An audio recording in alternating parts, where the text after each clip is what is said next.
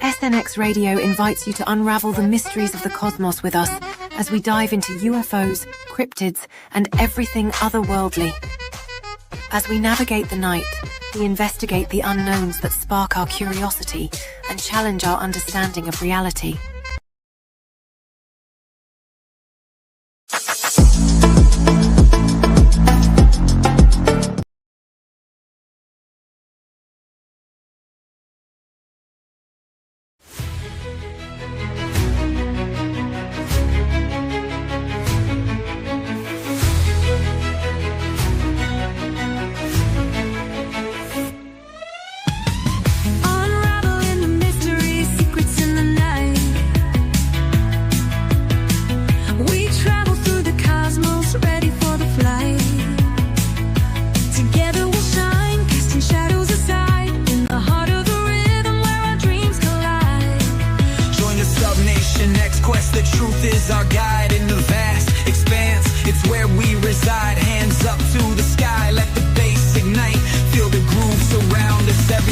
Alright. From the combination X quest, the truth is our guide in the vast expanse. It's where we reside. Hands up to the sky, let the bass ignite. Feel the groove surround us.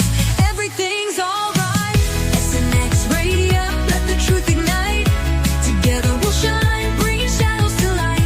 In this cosmic dance, we're connecting the dots. Tune into the frequency, let's explore the spots. Heavy bass drops with tight beats. Illuminate the shadows, the echo of our call. On this roller rink we'll never fall. Feel the energy rising, can you sense the spark? As we dive deeper into the cosmic arc. Stories of the universe, mysteries unfold. In the heart of SNX, where the truth is gold. Every note we play, every line we write, crafting our legacy, shining ever bright.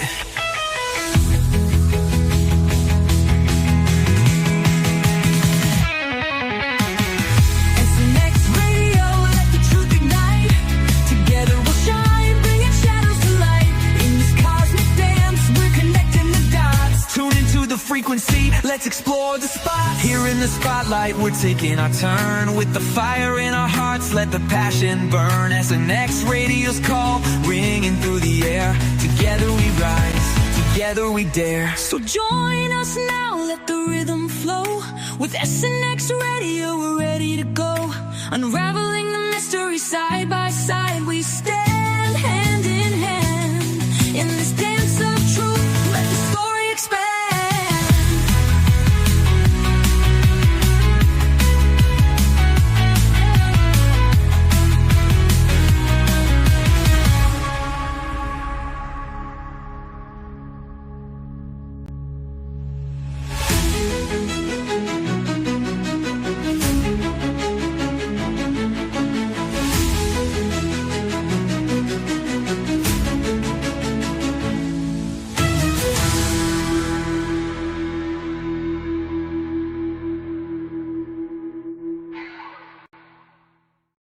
Take the journey, come on, let's go. Ooh yeah, where the stars and secrets flow.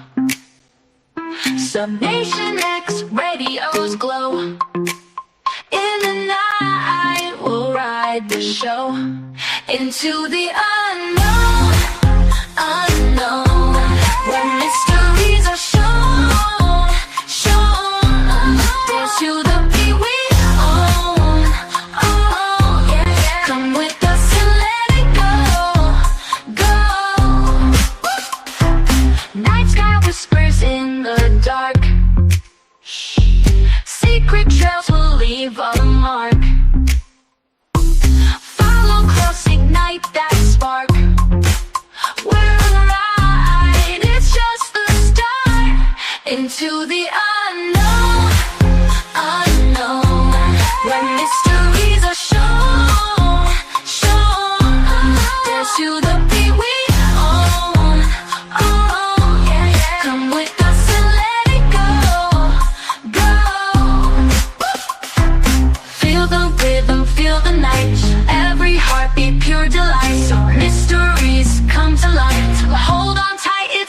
sight into the unknown, unknown, where mysteries are shown, dance to the beat we own, come with us and let it go.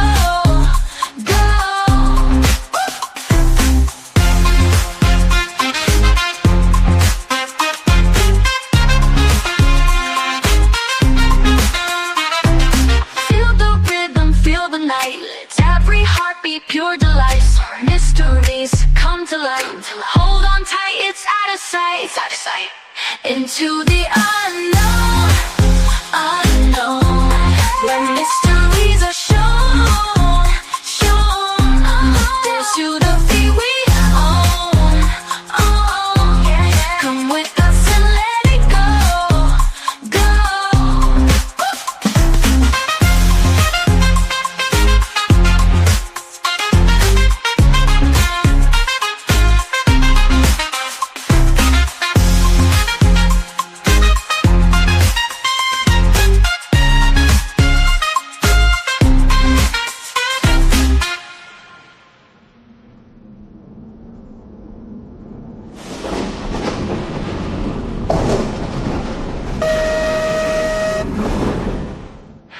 Feel the rain, come on, let's go. Feel it. Oh yeah, where the stars and secrets flow so right. Subnation X radios glow. Oh no, in the night we'll ride the show into the unknown, unknown, where mysteries are shown, dance to the beat we own, come with us and let it go.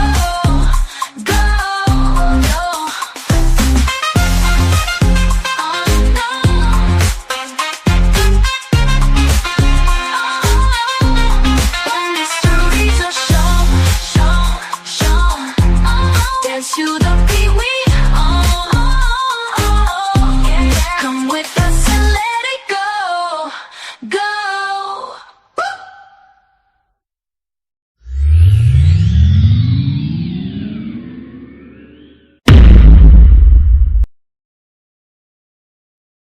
And welcome back to another episode of SNX Radio. I'm Coley, and with us tonight we have, well, I guess now that I had to turn my screen around, I'm usually the other way. If you guys don't recognize him, you will. Kurt W75, Man the Mission, Man, Myth, Legend. I really screwed that up, Kurt. So yeah, welcome on the other end of SNX Radio. Are you excited for this? Oh, I have him muted here. I'll unmute you. Sorry. Yeah, I am. Thanks for having me. Yeah, this will be very exciting. Before we go any further, I was telling him behind, I have to say hi to chat. Joe Mama's Truth. Welcome. Kitty Catty Whack. Great to see you back. And who Mad Paximus. I love that he changed it to Mad Paximus. Whoever gave him that name, that was like legend last night. Fractal Crystal Diva. Hey, welcome. We got Ray. Oh, nice to see you back. Yeah, this is great. So we'll keep going, and we'll definitely have a great crew tonight. We have a great guest in the making. If you didn't catch the episode where Daryl Denton was on it was Daryl and I believe Ethan Oates and of course Swampdogg. So he was on then. He's got a great channel. I'm going to go ahead and drop that in there so you'll see Swampdogg. He's got a great channel. He's going to be starting a show soon. So just to give you a little background on Swampdogg, he's out. He's definitely boots on the ground. These are definitely the people that we like. He's had experiences that go all the way back, into his childhood.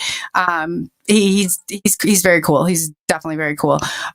He's a response team that I've heard him, and that actually the day that they were on the show, they were talking about the response team and going out and the calls they get, like from people.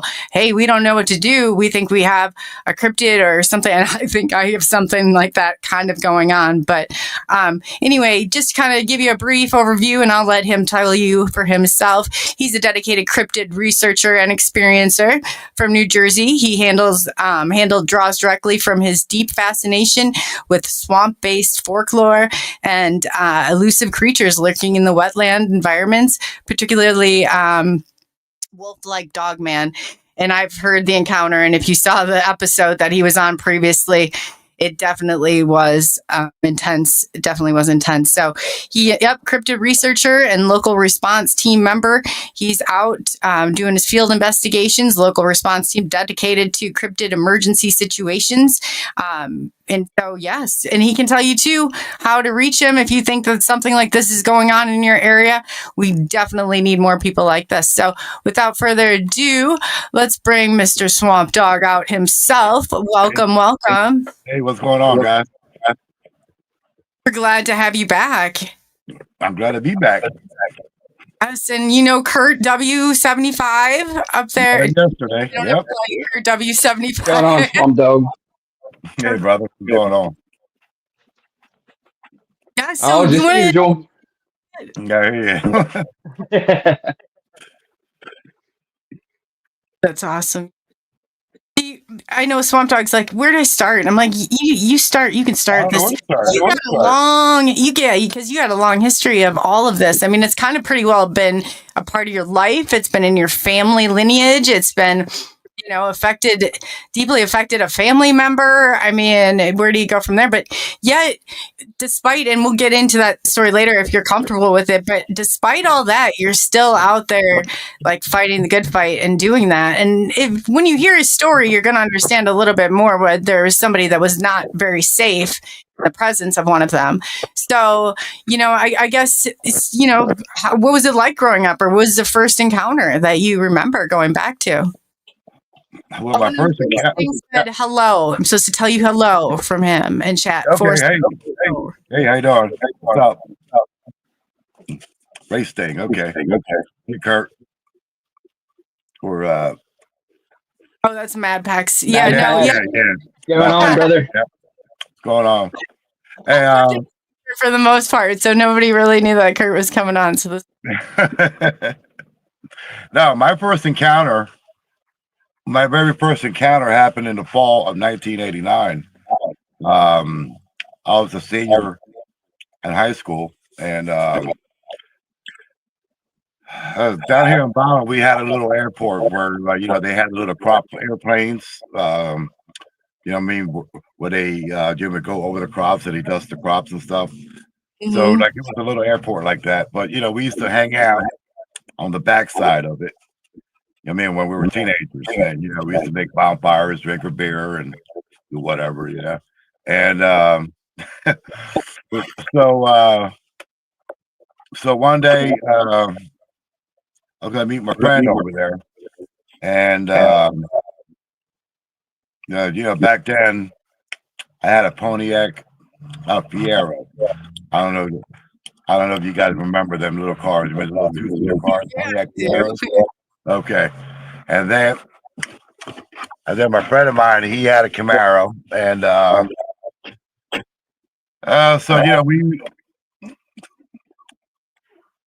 we met up back there, and I don't know, we were playing Led Zeppelin or Motley Crue or something, and those days.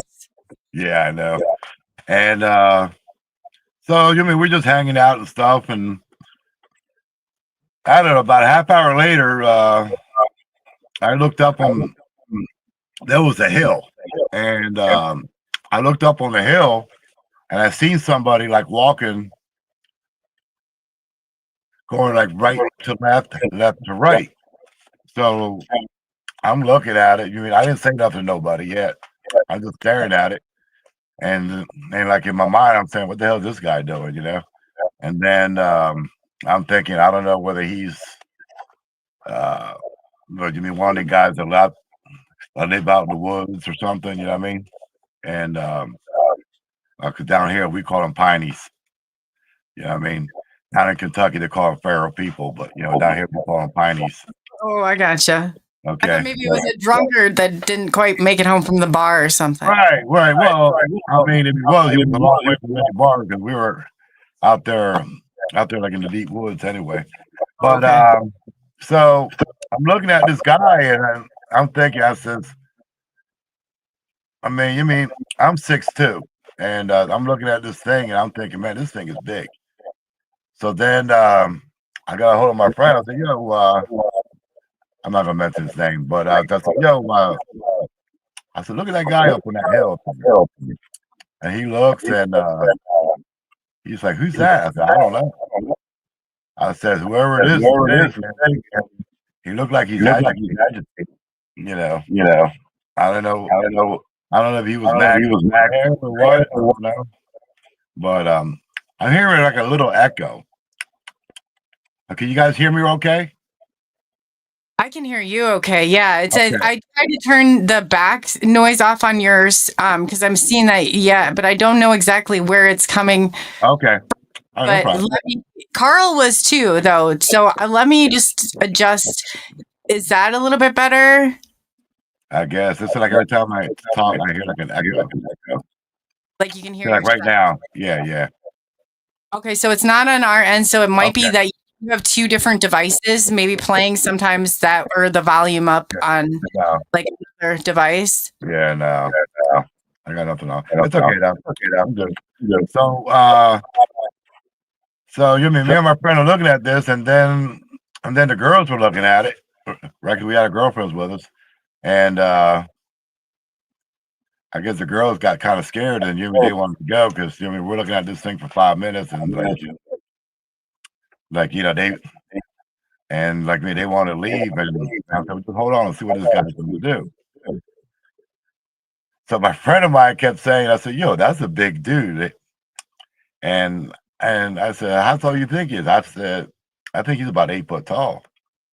But the shoulders on this thing was wide. So, and this is my favorite story because I'm going to tell you why a little later. But anyway, so we're looking at this thing, and this guy is pacing right to left, left to right. I mean, and we knew he was mad.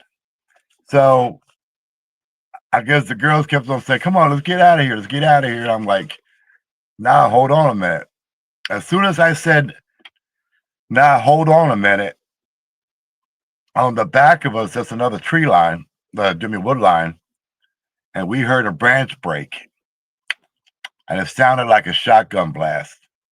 I don't know if you ever heard like a 12 gauge, but that's what it sounded like.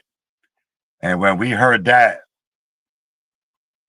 on the back side of us, I looked at my friend looked at me, and we all jumped in our cars. Now, Jerseys, we're known for having, like sugar sand. The ground is like sugar sand. It's like, real fine sand. And if you're not careful, and if you ain't got 4-wheel drive, you can get stuck. So, me having a Pontiac Fiero, I'm only 2 inches off the ground. And then my buddy of mine, I guess he's got a Camaro, so he's not that far off the ground. So when we took off, I guess my friend of mine got stuck. I went around him because I got the engine on the back, so I had all the weight on the back on my drives. You know what I mean? I went around him, and as soon as I went around him, I guess he got unstuck and took off. So we drove about a mile away from there, and I pulled over like on the shoulder, and then he got a car in, and he said, "What the hell was that?" I said, "I don't know, bro." I said, "I think I know what it is, but I don't know." So then I told him I was going to drop my girlfriend off, and I meet him at the diner where we used to hang out. You know what I mean? And so I dropped my girlfriend off. He dropped his girl off, and I met him at the diner. And again, he's like, bro, what was that? And I was like, well, the only thing that I could think of that's 8 feet tall with 4 foot wide shoulders. I said, that was a Bigfoot, bro. And he looked at me like I was crazy. I said, you can believe what you want to believe, but I'm telling you, that was the Bigfoot. And he kind of agreed with me after that, because what else could have been? I mean, that thing was like too big to be like a regular human, you know what I mean? So now this is the part where it gets interesting. About 7 years later, I met my wife, and we're going out for about, I don't know, about a month, and I never met her parents. So it was time to meet the parents. So they live up in Gloucester City, New Jersey. Gloucester City. So they were like, I don't know, about 40, 45 minutes away from me. So we went in the truck. Now this is 7, 8 years later after this encounter. So I went to go meet the parents and all that stuff. And at the time, I was an over the road truck driver. I was driving all 48 states in Canada. And man,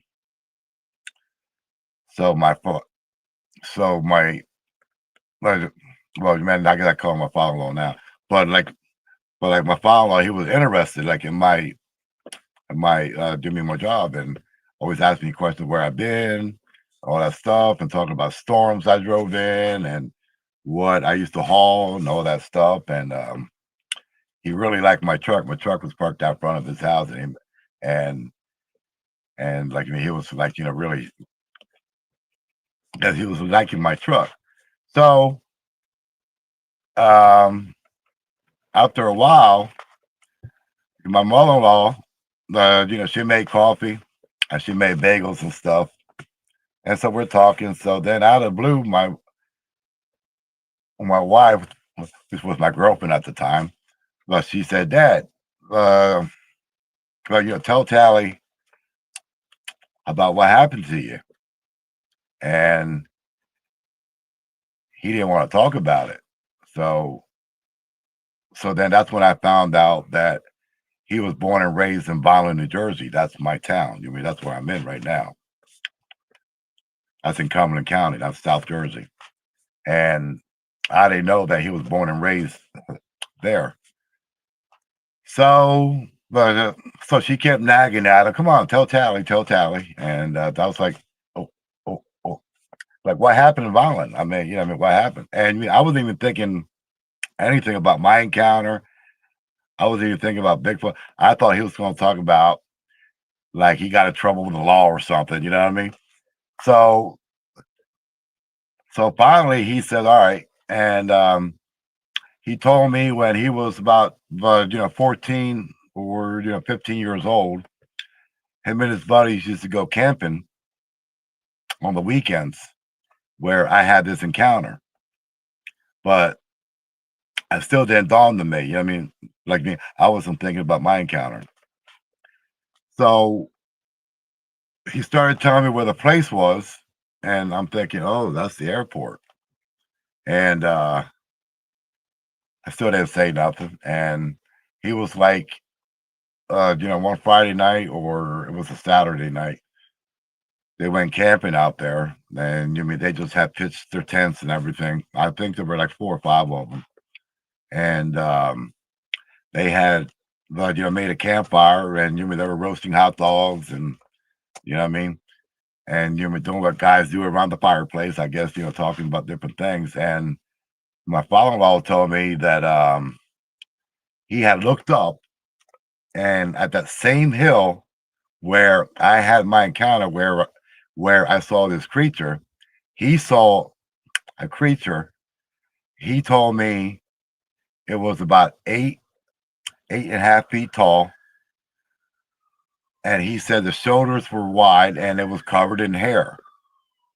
And when he said that, everything that happened to me back in '89 with my first encounter, that came back. Like, I was like, oh, you know what I mean? So then I didn't say nothing, and I just let him talk. And he said that this thing was just like, um, me standing there, on top of the hill, and I guess it was looking at them.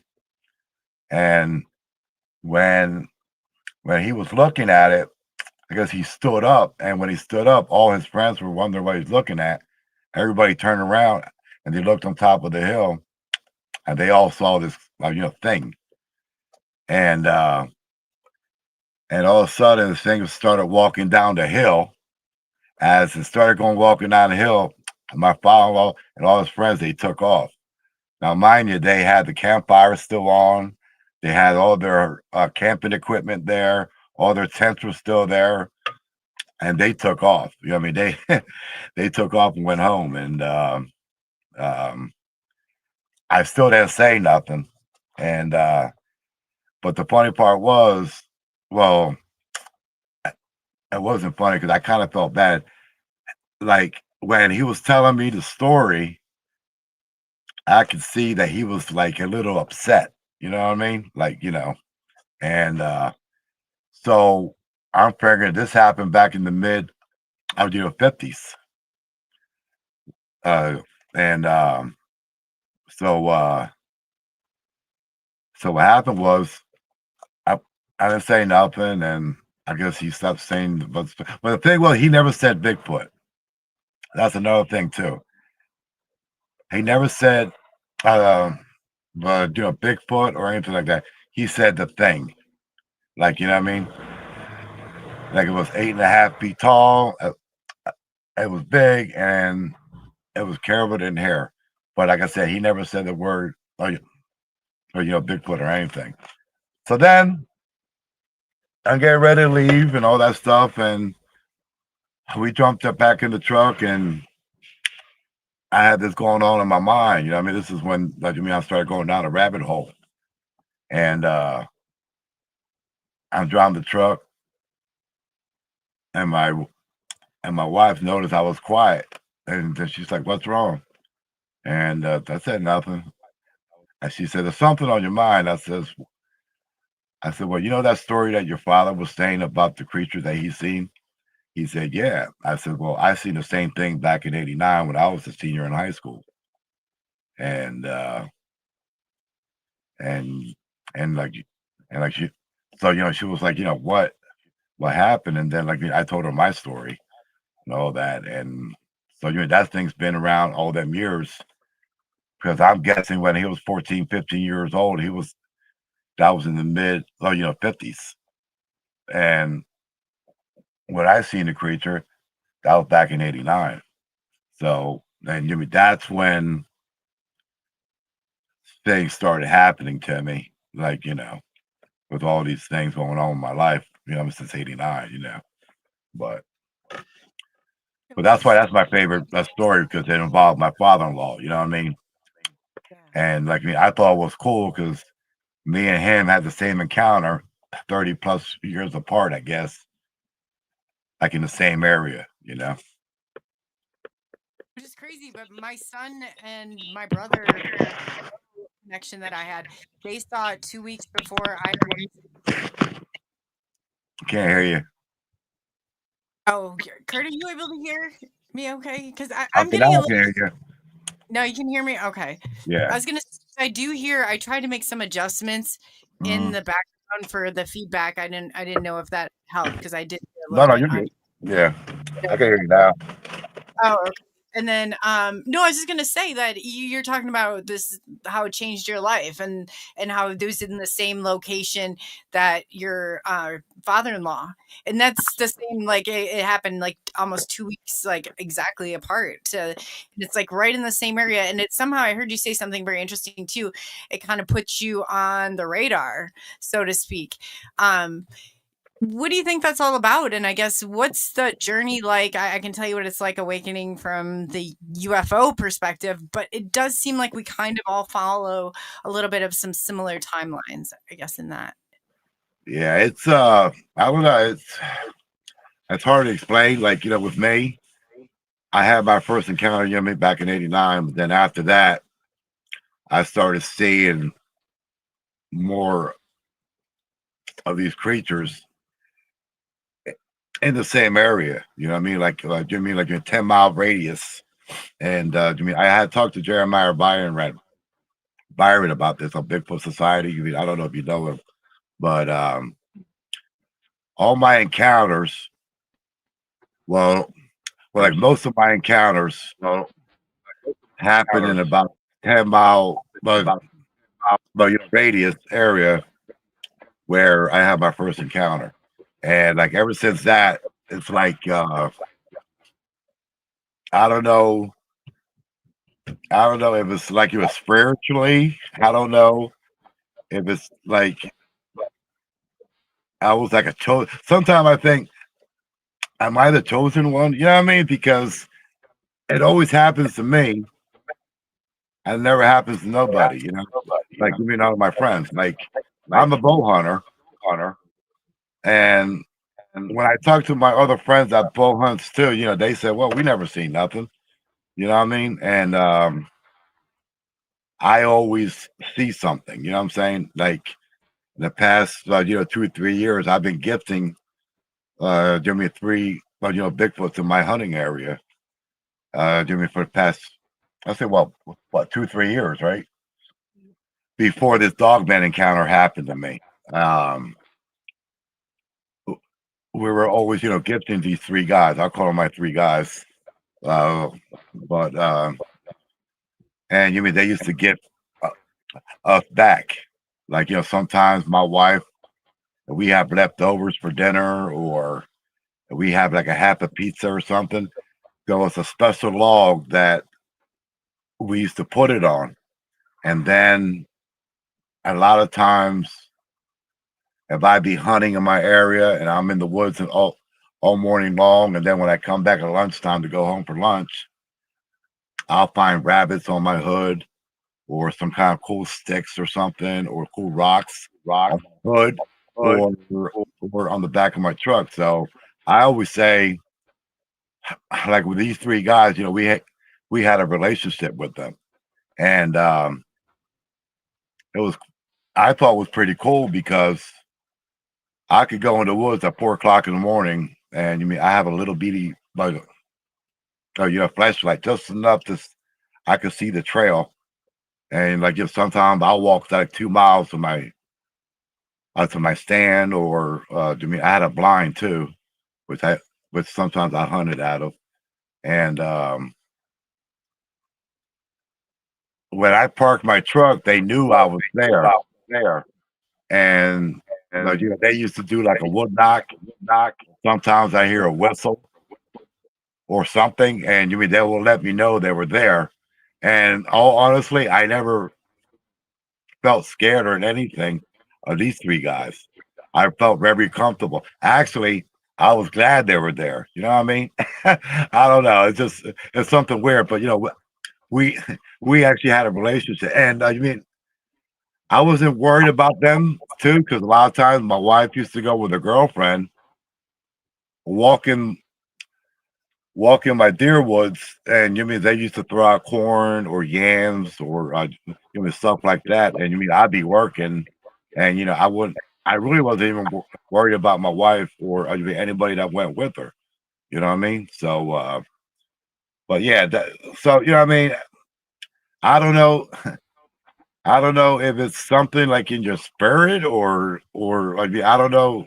You know how a dog, like like a dog can tell between a good person and a bad person? That's what I'm thinking. I don't know. You know what I mean? So Yeah, I agree. I agree. So what do you think the draws? But you're not saying all of them are good. most I of them, know. I had one encounter where like years ago. I tell you what happened was when I graduated high school. Well, my dad, the he had a little trucking company, and so after school, I used to jump in the truck and go to work. You know what I mean? as a truck driver, and I mean I was a mechanic too. Yeah, doing both. I was doing both. I'm the son. I got all the shitty work, so uh, I had a run that was going from Violin, New Jersey to Charlotte, North Carolina 3 times a week. And I was about 21, 22 years old. Speaking of trucks, I got one going by me right now. Well, anyway, the warehouse that I used to pick up my loads was only about a half a mile away from my first encounter. And at this time, it was still more woods. I mean, it wasn't built up as it is right now. So, they used to get the loads done by 5, 6 o'clock, and then I show up by 8, 9 o'clock. I hook up to the trailer and I head down to North Carolina, down to Charlotte. So I have one night. I went through the gate because I had to open the gate in order to get in the yard. And I have hooked up to the trailer, and I got out of the truck, and I'm getting ready to hook the airlines up and going to roll the landing gears up. I hooked the airlines up. I made sure my kingpin was locked, and I went back to the middle of the trailer to roll the landing gears. As I started rolling the landing gears, I heard something coming through the woods, and it sounded like sounded like a freight train going through the woods. And I stopped what I was doing, and I was so scared when I heard that I couldn't move. And I'm like in my mind, I'm saying, what the hell is this, But it was crashing through the woods. And I think the attention I got was, I said this to Jeremiah Byron. When I pulled up to the gate, I was bobtail. I didn't have a trailer on me. But there were 3 does at the gate. And when I pulled up to the gate with a big truck, they didn't move. And I'm thinking, why didn't they move? So what happened was I blew my horn. And then after I blew my horn, they still didn't move. So I had a thing called train horns. They're real loud. I guess you know what I'm talking about, right? The train horns they put on trucks. So I hit the valve on that, and that's when they took off. And I think when I hit the train horns, whatever was in the woods, I think I pissed off. Because when I pulled in and when I hooked up to that trailer, and I started hooking up to the trailer and everything, that's when that noise was coming at me. So, and it was like a freight train, and I froze. I couldn't move. So finally, I come to my wits, and I just dropped the landing gear. I slapped the hoses off. I pulled the pin. I jumped in the truck, and I took off. I left the trailer there because I wasn't going to finish hooking. Because whatever that thing was, it was coming. And that was the first time I got really, really scared with that thing. That was no joke, man. That was like a freight train coming through the woods. So then my dad,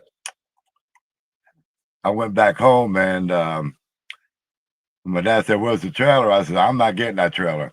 I said, "I'll pick it up in the morning." I said, "Y'all gonna have to reschedule because I'm not doing this. I'm not going back there at night anymore." And he was like, "Why?" I says, "I'm just not going back there no more," because I didn't want to say nothing because I know they ain't gonna believe me. You know what I mean? So I never went back there at nighttime. Oh, and then I told my father, I said, "If you want to fire me, go right ahead. I don't care because I'm not going back there at nighttime anymore." I says, "If you want me to deliver that load, make sure it's loaded by noontime where I could pick it up 1, 2, 3 in the afternoon and go because I'm not going back there at night no more." And they made arrangements with the broker, to have my loads ready by 12 o'clock. So, but I wasn't going back there at nighttime anymore. Not Not after what I heard going through them woods. But I think I pissed it off when I hit the train horns. You know what I mean? I can't hear you. Can't hear you. Can you hear me? I can Mine hear coming you. through? Yeah. All right. Yep.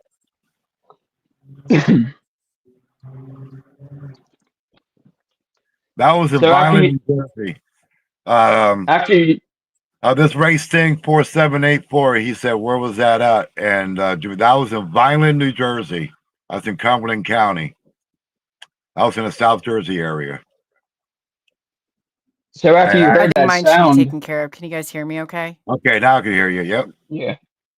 No, I can't hear After you you. heard, I can hear me. Now I after you can hear heard you. that sound, did you how did your body feel afterwards? Did you feel like you had like I was like, no, I couldn't move my body, because I was cranking the landing gear. I don't know if you know anything about tractor trailers, yeah, but like, yeah, I was cranking the landing gear, and when I heard that, I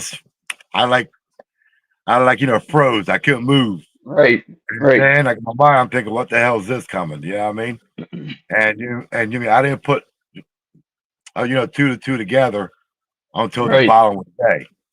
Well, like actually, Oh, yeah. okay, okay, Yeah, because when I had hooked up to the trailer the next day and I'm going down 95 headed to North Carolina, I was thinking about it and I was saying, well, maybe that was that creature that I seen in 89. right, right. Because I'm always in the woods. I never heard nothing like that before. You know what I mean? Never. Mm-mm. And like me, that's, that scared the hell out of me, So No doubt, no doubt. it scared Yeah, me I so bet you much. about I told ran. my father, it scared me so much. I told my father that I wasn't going back there at nighttime to pick up that load. If he wanted to fire me, go right ahead. That's how much that scared me. That's why I told my father. I said, I quit. I don't care. You know what I mean? It don't matter to me nothing. Yeah. Go ahead. You need me more than I need you. Yeah. Mercedes said, when you saw you froze, oh, you can't move? What does that mean? Yeah. When I heard that sound coming, it's like I said, Jimmy, it was like a freight train coming through the woods. And I froze because I got scared. Like, you know what I mean? It just happened. Like, you mean? And it's like I said, I think I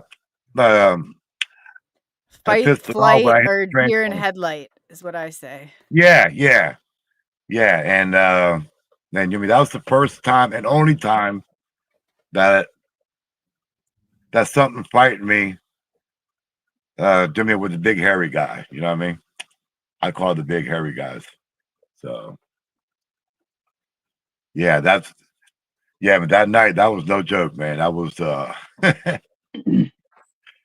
I also wanted to ask you earlier, whenever, I'm not sure, I think you said it was your dad that said it was the creature or the thing to you.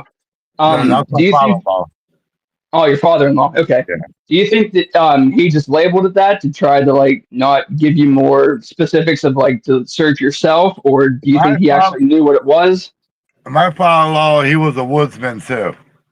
I guess he was a diehard hunter, and he was always in the woods too. Huh? And he was in the Navy too. And he never said, Bigfoot. And he just called it the thing. I don't know whether he didn't want to say, Bigfoot because he was always in the woods and he didn't want that behind his, you know what I'm saying? You know what I mean? Right. Like, so I don't think he wanted to admit that there's such thing as a Bigfoot because he was always in the woods. Right. He didn't want to admit it to himself. Right. So Right. So you mean he said thing. You know what I mean? Yeah. Right. But he never said Bigfoot. He never said no creature. He never said anything like that. All he said was thing. He's just like, I'm not entertaining any Bigfoot, so I'm just going to call it the thing. Yeah. Because we're all hunters, and we're always in the woods and stuff, and I don't think he ever told anybody that, except for his family, and then me. But like his friends and stuff, I don't think he ever said anything to his friends. You know what I mean? About what happened to him when he was a kid. So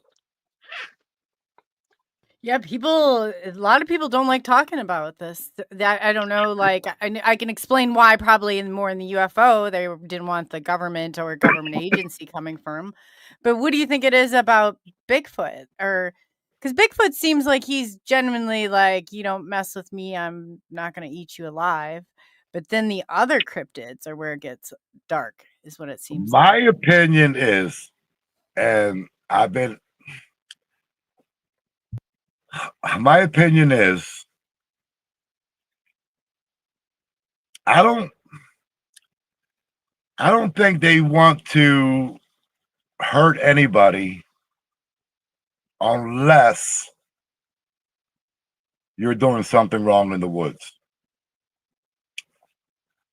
Because, like I said, like I'm gonna use this for example. Like the 3 guys that me and my wife been gifting, like for during 2 or 3 years, like before this Dogman encounter, they never did anything bad to us.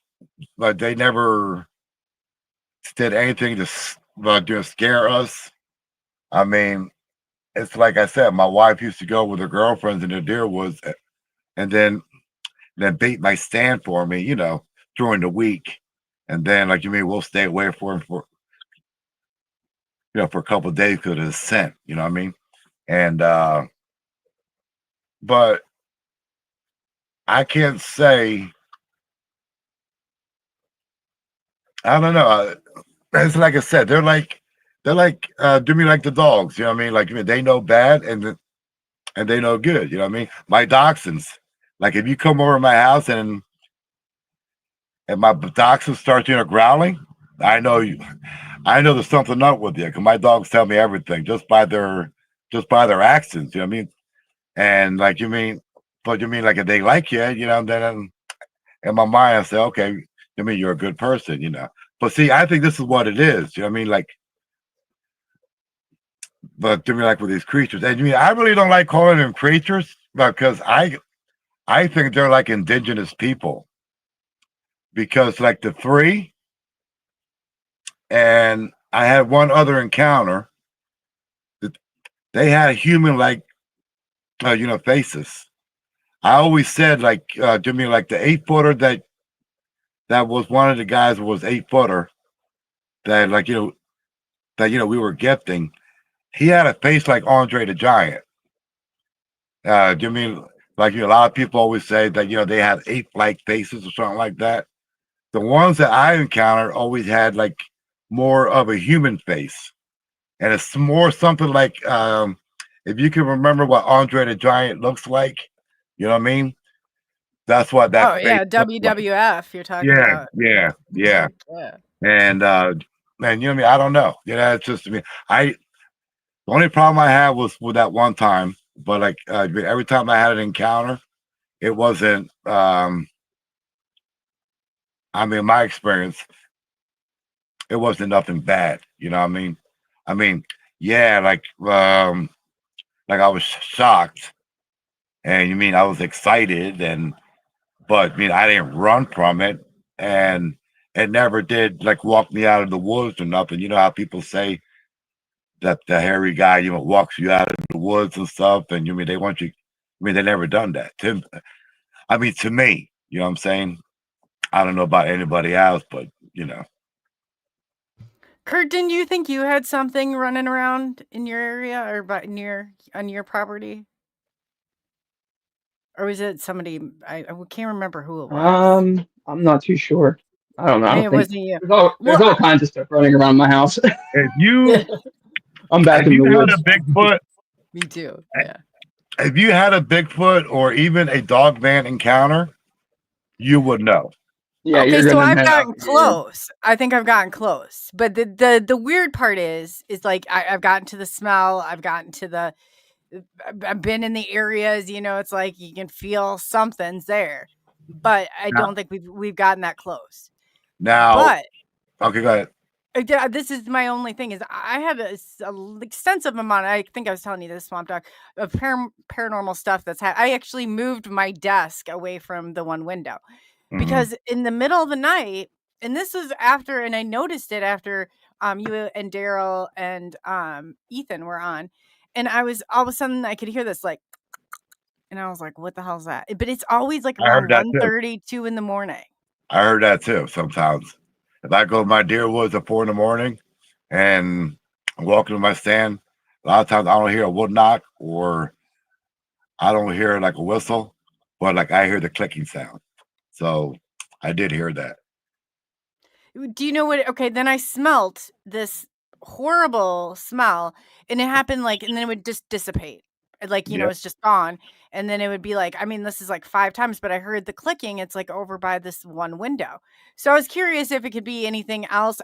Whatever it is, like, I don't know. Like, I had a Mhm. dresser. This is no joke. In the middle of the night, all the drawers came out one time. The dresser stood, but everything on top of it and every drawer in that dresser was on the ground. So I'm like, That's, is this paranormal? Is this what the hell's going on here? And then I had I don't Jessica think Jones on and some I don't think and that has to do with a Bigfoot or anything like that. That's something else, I think. You know what I well, mean? yeah, it sounds paranormal up until the point of something's outside this window now It clicking. could have been a rake. What? Or Like a when you used to leaves? yeah. Oh A no. rake. It could have been a rake. It could have been a skidwalk. I'm telling you. I Oh, you mean it's an actual cryptid? I thought you Yeah. like a rake, like you rake leaves, like that. No, I'm talking about a rake that's something you don't want to see. You know what I mean? I don't think I want to see Not this. the I don't tool. think I You want to know? see this. Well, see, right now I'm dealing with a friend of mine that's he lives up in the Pine Barrens, and he had called me what about a month ago, right? I mean, this is ex-military man, and he called me almost in tears, like because he saw one on his property, and he wanted me to deal with it. And I called Daryl Denton, and Daryl Denton was like, "Well, you know what I mean? It sounds like it's a rake." I'm like, "Yeah, that's what it sounds like to me," because like his story is like with that. He didn't know anything about that until one day his daughter told him, like, one morning that when she goes to bed at night, like she hears a tapping sound on her bedroom window. And and and like you mean he's thinking it could be a bat or bird or something. And and she said, no, this thing is tapping on the window. But she was so scared she didn't want to look at the window. And how is this girl? I've About 12? so much have heard it try to open the window quick, and there is nobody else around. I looked outside. I mean, there's nobody for miles. And I was like, well, what It the hell could is have that? been when you first told me that, I didn't want to say nothing, but like, you know what I mean? Oh I'm God, thinking you're fake. killing me now. No, really, I'm serious. I mean, I even told my wife, I said, Reckon, when you said that to me the other day, I'm thinking rake. You know what I mean? Because that's what I was thinking. But I I didn't thought when want you to say said rake, nothing. I was like, No, I thought you meant a rake. Like I was like, there's no no, rake not a like rake for leaves. No, I'm talking about that that. creepy rake. I know. But I'll have to look it up. I'll have to look it up. But that's yeah, because when you said that, Ray in chat also said that Ray stings for yeah, 784, and then he said they sometimes a call it the crawler. crawler. Yeah, the Yeah. same thing. Rake crawler. Yeah, yeah. Those things. It's like I said, I'm dealing with it right now. I'm trying to help this poor guy because Oh God. uh, um, and doing actually, Do they I got a move really friend. quick? Oh yeah, oh yeah. They Okay, move. because what I saw. Okay. He saw it in the wood line Oh God, I one gotta night, write now. and he was walking his dog, and he seen it in the wood line, and he got scared, and he walked back in the house, and then he went back out. I don't know if he had a pistol in his hand, but I guess he went back out, and he didn't see it. So when he turned around and he looked at his house up in the roof, the rake was on top of his roof. What I've seen, because I can see paranormal stuff, but this thing goes like it's Yeah, almost like and it moves so fast. And I've turned around before where I've been like, "What is that?" And it's like almost like a parlor, but it's definitely not a spirit. Otherwise, I'd be able to see it. But it's pretty. I mean, it's out there clicking. Like it's got like in the here and now. It's not like clicking telepathically. It's Yep.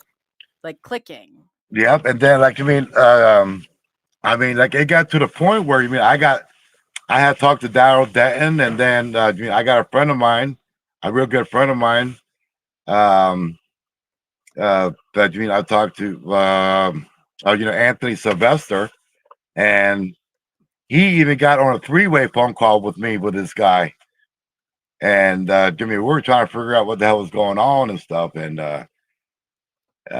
he got some creepy things going on his property, but his backyard butts up to the Pine Barrens too.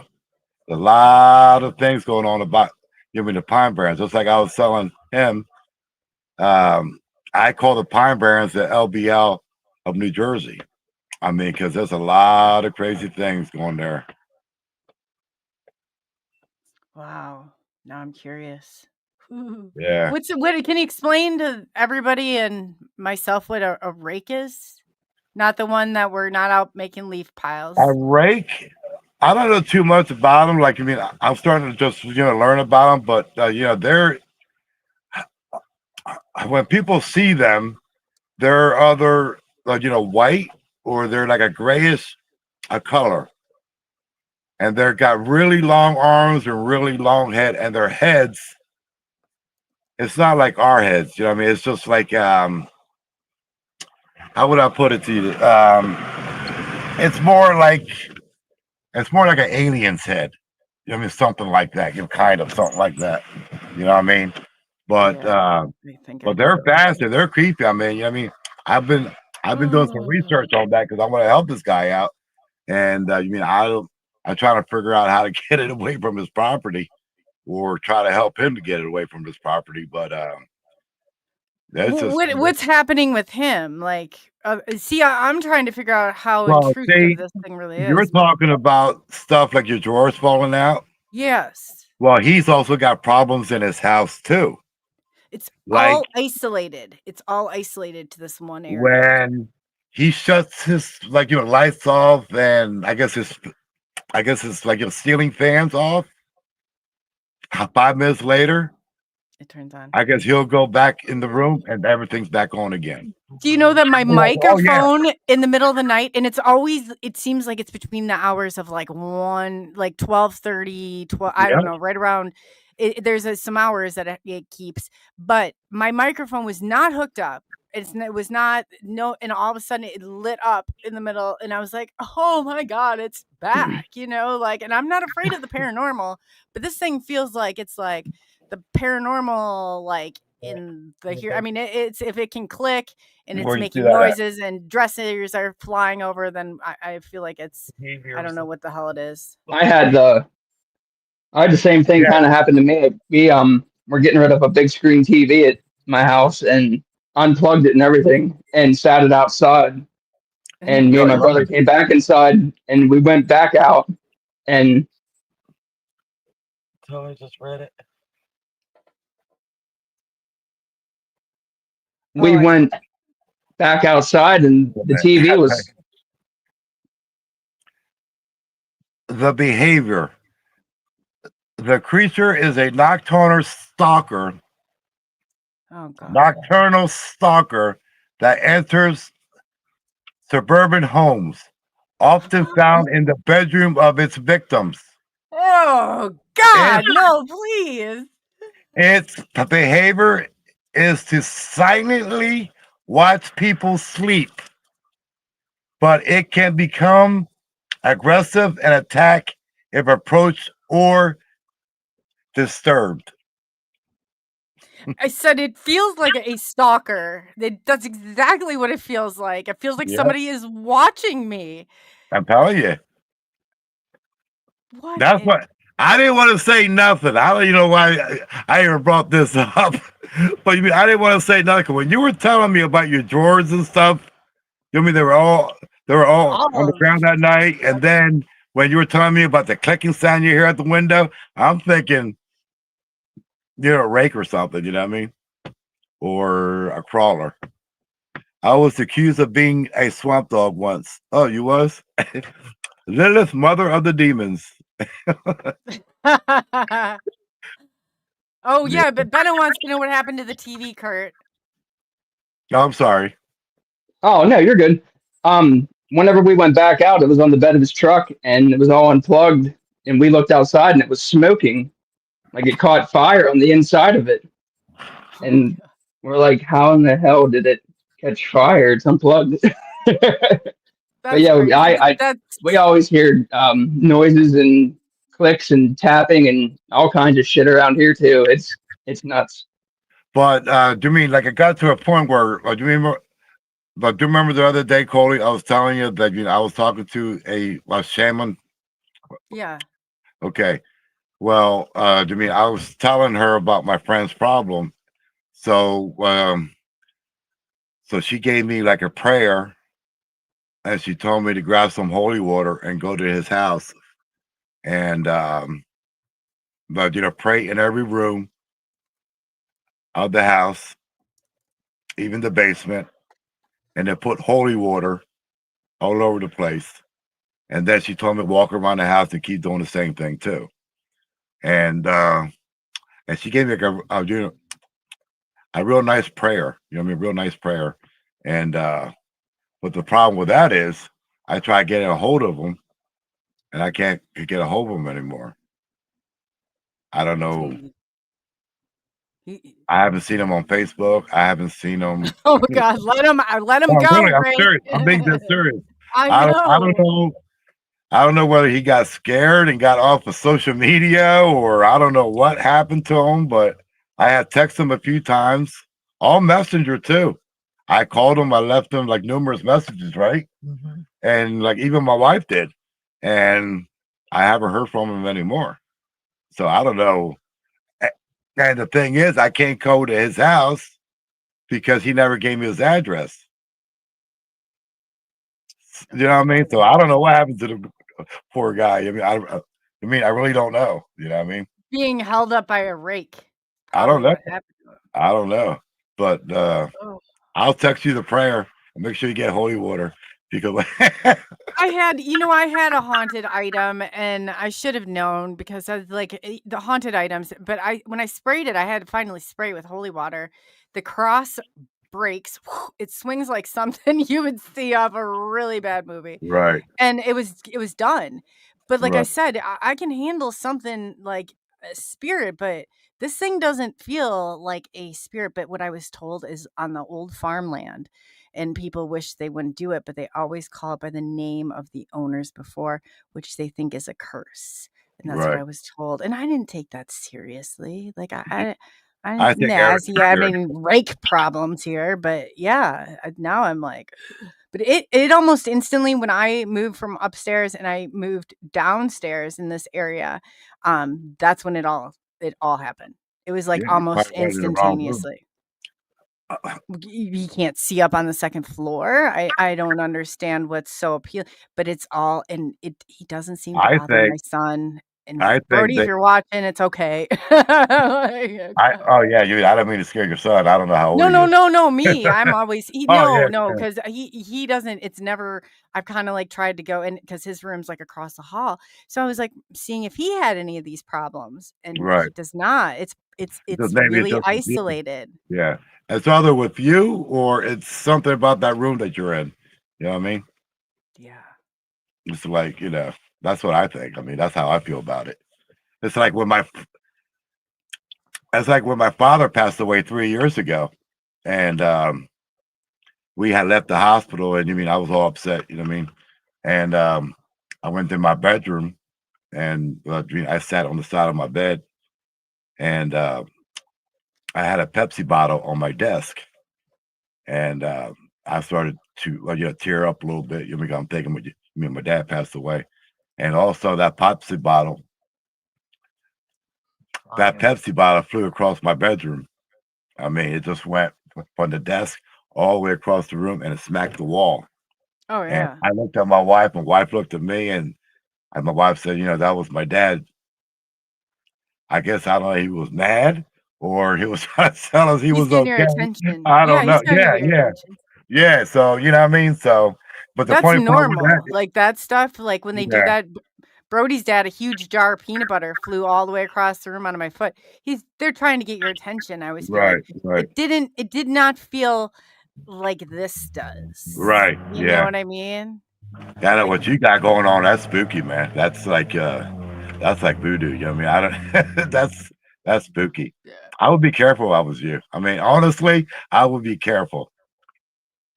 I mean, no, really. I mean, oh, I'm not. I'm not. I'm not. I'm not playing. But nobody Yeah, knew what the heck I was talking about. I even have a trail cam to stick out. I've got about 10 cams. I I'm would. like, I would do a lot of praying every day if I was you. I mean, no, no, I'm serious. I know. You I'm know what I mean? laughing because this is how I deal with it. I have a morbid sense of humor. Mhm. In the worst case scenario, I'll make a joke. I'm not joking. Right. And it's just like that's just how I think I handle it. I'm like thinking like, oh God, Yeah. it's here. Yeah. Because when I shaman lady, but she gave me that prayer and everything, and she told me what to do. I didn't know whether I was ready for something like that. You know what I mean? Because I didn't know. Yeah. No, because how what he was telling me that's going on in his house, and then like telling me what he's seen outside of his house. I didn't I didn't know. Okay, you're a Bigfoot dog man, yeah, but those type of things, I didn't know if I was ready for that. And I told the I shaman, get that feeling. I know I what you're showed, talking. Yeah. yeah, and I told that to the shaman priest, and she was like that, like, that like in her heart, she feels that I was chosen to help this guy out, and you know, and then she feels like, uh, I guess yeah, I guess she felt some energy that saying that I had angels around me that would protect me while I go do this thing. So I don't know, Oh. but we never got there because the guy never called me back, never answered No, the phone. he's just He's went like, disappearing. Oh yeah, God. yeah. So I don't know what happened to him. I really don't know what happened to him. How long ago was this? What was it? What, about 3 weeks ago? Oh God. Yeah, We need to find yeah. him. Because I was Oh talking my to God. Daryl Denton, and I do. Daryl's like, I don't mess with stuff like that. I said, you mean I'll deal with Dogman or Bigfoot, but I don't mess with like demonic Oh stuff God, like that. no. Like, Oh, is it demonic? and then, huh? Oh God. Gets it worse. I didn't Is hear it you. demonic? Is it demonic? Is that what you're saying? I think it is. Everybody's telling me it is demonic. That's what everybody's telling me. I don't know too much about these things. I'm just starting to learn, and I'm starting to help some people. You know what I mean? But I really don't know what it is. I don't know if it's demonic. I don't know. You know what I mean? But then Yeah. again, I think a dog man is demonic. You know what I mean? So I mean, you know what I mean? It's just oh no, wait a minute. Now, yeah, thank you. My wife just reminded me. So then when we were having a three-way, I guess Paul Conversation. got off the phone. Okay. Well, no, not three-way like that. On the phone. On the phone. Come on now, don't go there. Don't- Just clarifying. We were on the phone, on the three-way, on the telephone, the cell phone. Right. That's what they call it now. So I guess I get my friend got off the phone, and you mean I was still on the phone with my friend Anthony Sylvester. Yeah, everybody's saying ooh. So anyway, all of a sudden Anthony Sylvester was starting to feel sick, right? He wasn't feeling well. And he wasn't feeling right. He wanted to get out of that word. Yeah. So then I guess he was on his way home, right? Yeah.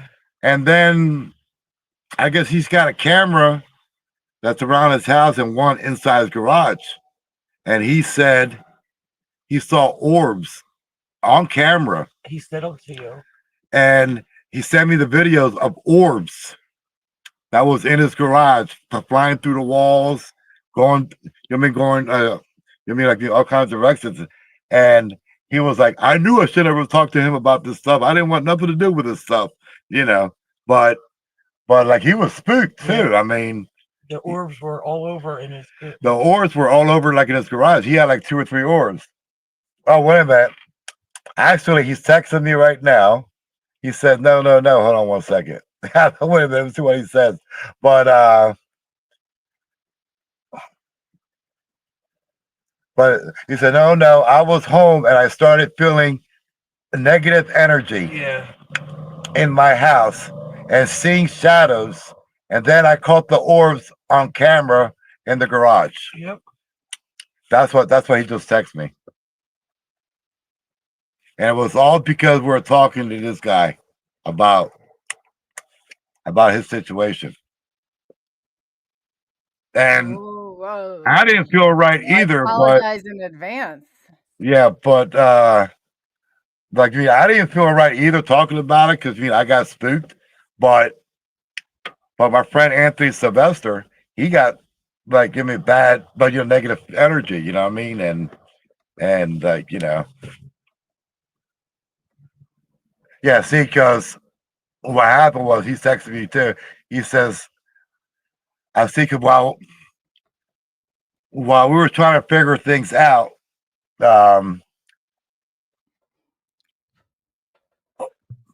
we went into like a bigger picture, Deeper. and we went into a deeper rabbit hole with this guy, and it all was about an evil spirits. I mean, that was our conclusion, that like it was evil spirits. You know what I mean?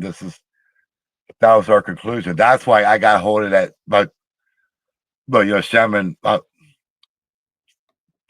priest, because I didn't know what to do, and I didn't know who to go to help this guy. Oh yeah. Why Yeah. not? Yep. Jeez. And me talking about it, I'm getting spooked now too. And like it's just something. Oh my god. I'm not gonna sleep at all now that I know there's somebody watching. That's just the worst out of any of it, is that it's watching. You The sleep. more you talk about it, it seems like it's watching you. It's waiting for you to talk about it. See, you're right, Kurt. I shouldn't be talking about it. And now I've been like, oh, it's just waiting for you with its ears waiting. Why do they call it a rake? I don't know. That's what they call it, a rake, or they call it like a crawler. I don't know. It's close to the ground, walking. And it's real close to the ground. Like people say that they like when they walk, It's on all fours. it's on all fours. But then I heard stories about people getting chased and it ran on his legs. So I don't know. I never seen one. You know what I mean? I don't know if I would ever see one. I don't know, but I just it's something demonic. Everybody's telling me that it's all demonic. That's what everybody's telling me. I sure didn't ever hear anything good from him. So not one good story. It's like Dogman. Like every time you hear a story about a Dogman, you never hear nothing good about a Dogman. You know what I mean? I never did. And our encounter with this Dogman was nothing but, I always said that a Dogman is like your Satan's pet dog. That's where I put that category at. I mean, I've been like 20 yards away from a Dogman with my first encounter with that.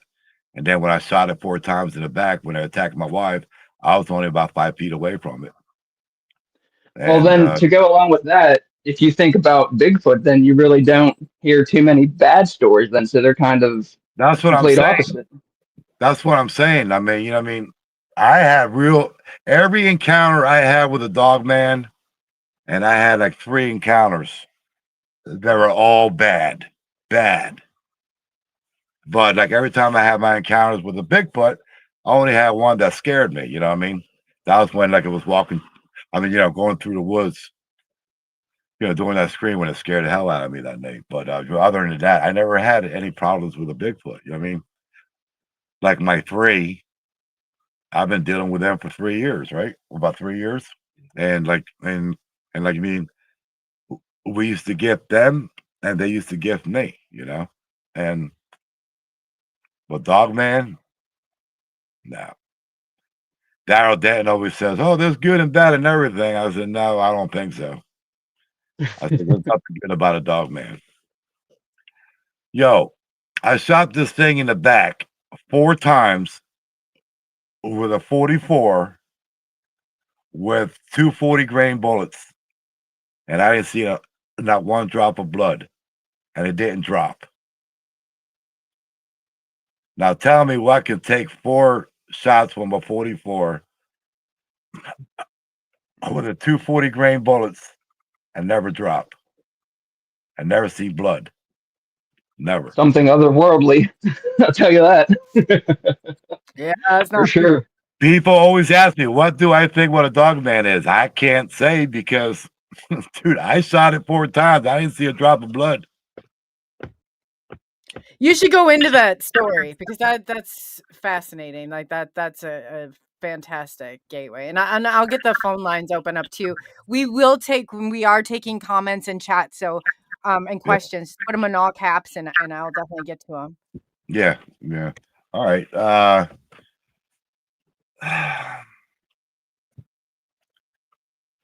It was the last week of August because I'm a striper fisherman. I don't know if you know anything about stripers in Pennsylvania.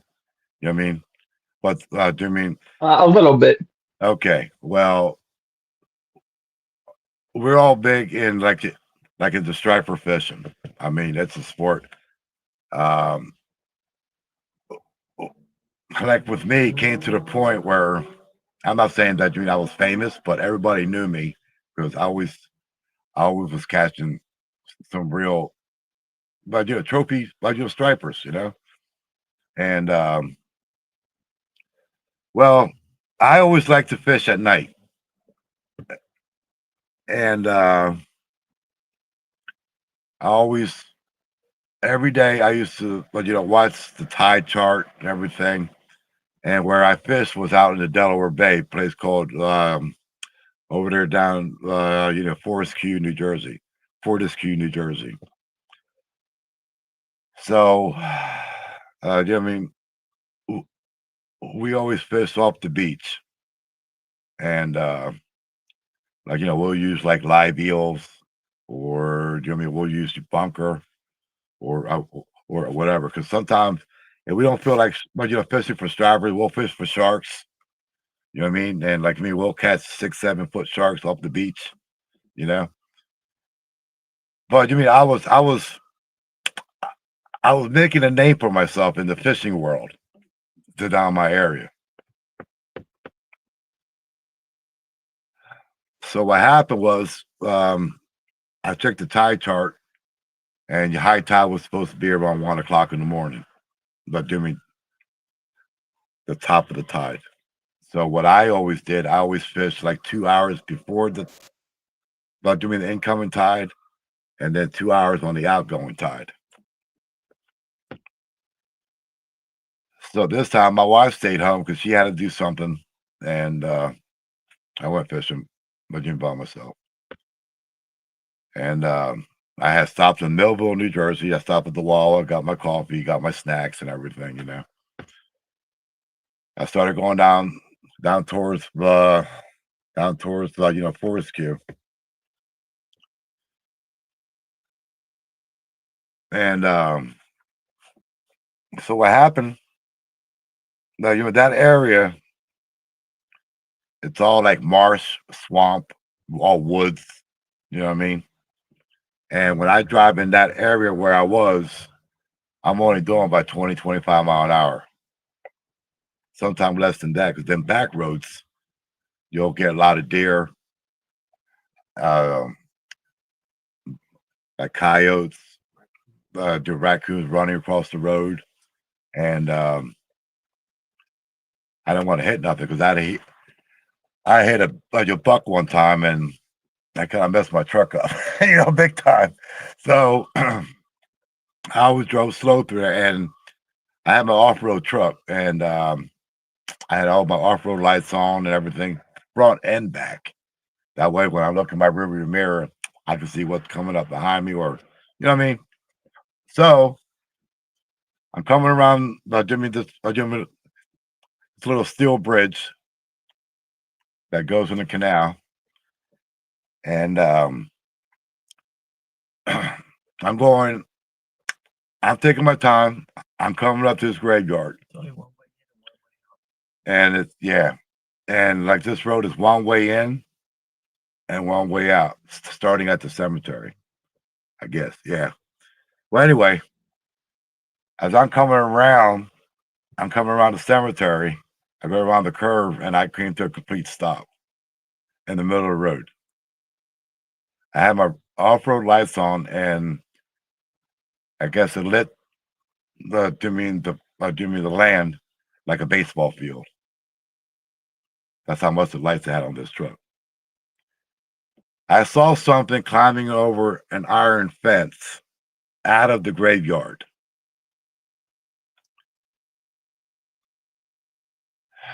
And when it climbed over the iron fence, I was like, what? What the hell is that? And to me, I thought it was a grizzly bear. That's what this thing looked like. That's how big it was. I thought it was a grizzly bear. And I'm looking at it. I had my foot on the brake, and I'm still in drive. And I'm looking at this thing going over the iron fence out of the cemetery, crossing the road in front of me. And when it crossed the road in front of me, it didn't look at me. It acted like I wasn't even there, even though I had it all lit up. It just walked and didn't even look at me. When it walked across the street onto the other property, I kind of moved my truck forward, and I turned my steering wheel to the left because I want to keep my lights on this thing. And I was like, there's no grizzly bears in Jersey. I mean, we got black bears. I mean, we have, we got black bears down here. But, and I'm thinking, well, maybe this thing got loose from somewhere, or somebody had, this is what's going through my mind. Now my mind's going 100 miles a minute. Now you got to understand too, I always said this before, and I never did believe in a Dogman. Never did. I always believed in Bigfoot because I had my encounters and I know they're real, but I never did believe in a Dogman. And every time I heard a podcast or I heard some kind of show and people mentioned Dogman, I used to laugh and snicker. And I was like, there ain't no such thing as a Dogman. This is what I've been saying all these years. You know what I'm saying?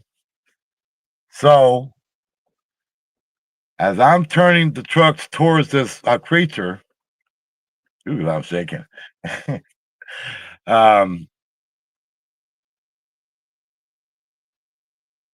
I got my truck going towards this creature. I'm only about 20 yards away, and I'm seeing it real good.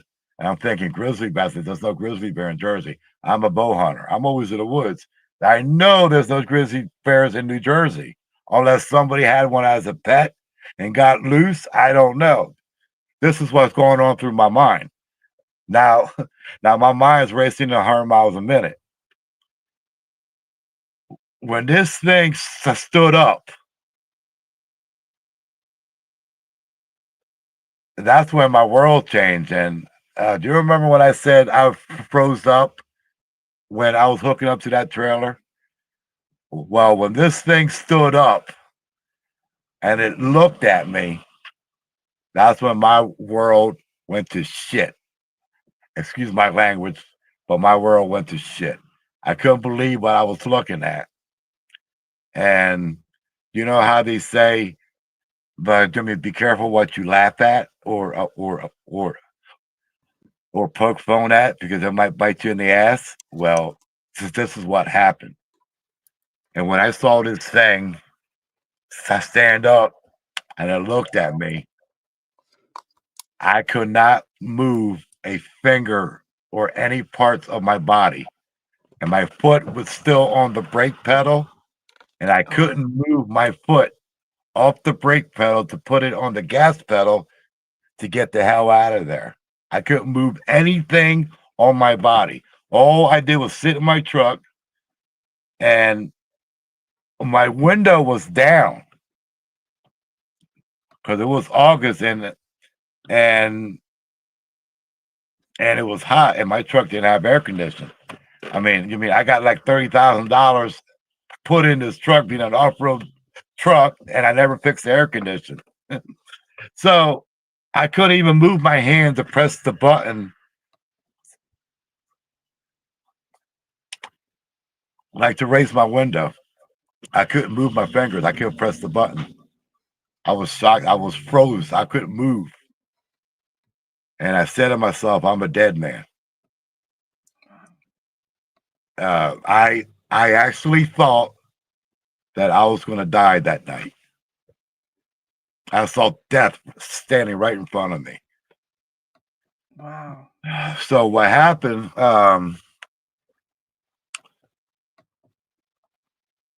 It took one step towards me, and I'm fighting my body so I can move, but I couldn't move.